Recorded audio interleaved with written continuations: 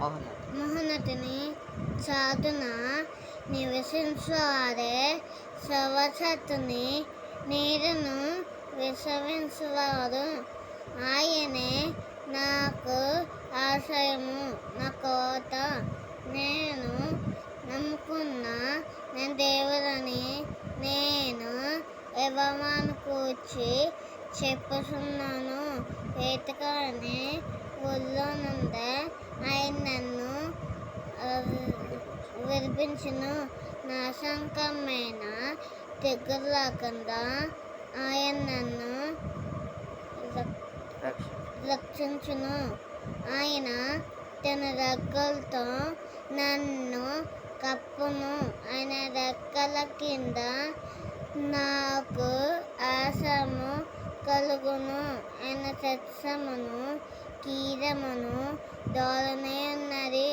రాత్రివేళ కలుగు భయంకరను, పగటి వేళ ఎగురు బాణంకను, చీకటిలో సంచరించు తెగులుకను, మధ్యాహ్నమందు పరిచయు లోకంకను నేను భయపడకుందును. నా పక్కను 1000 మంది పడుదును, నా కుడి పక్కను 10,000 మంది కూదలను, అప్పుడేమో నా ఎద్దుకు రాదు. నేను కనులారా చూస్తుండగా భక్తిహీనులకు ప్రతిఫలం కలుగును. యెహోవా నీవే నాశనమని నేను మహోన్నతుడైన దేవుణ్ణి నాకు నివాస స్థలముగా చేసుకున్నాను. నాకు అపాయమేమీ రాదు, ఏ తెగులును నా హృదయంను సమీపించదు. నా మార్గమన్నిటిలో నాకు తోడై ఉండుటకు ఆయన నన్ను గూర్చి తన దూతకు ఆజ్ఞాపించును. నేను నా పాదముకు రాయి తగలకుండా వారు తమ చేతుల మీద ఎత్తి పట్టుకున్నారు. నేను సింహమును, నాగపాములను తొక్కెదను, పడవ సింహమును భుజంగమును అలంగా తొక్కెదను.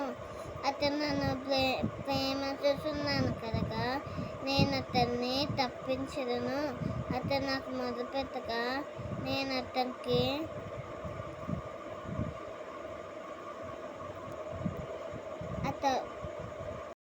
అతడు నా నామమును ఎరిగిన కనుక నేను అతన్ని ఘనపరచెదను. అతను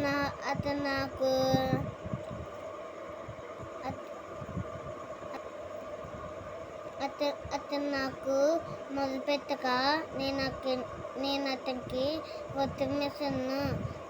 శ్రమల్లో నేను అతనికి తోడై ఉండెదను. అతన్ని విడిపించి గొప్ప చేశాను. దేవుని చేత అతన్ని తృప్తిపరచెదను. నా రక్షణ అతనికి చూపించెదను. ఆమేన్. కీర్తనలు 91.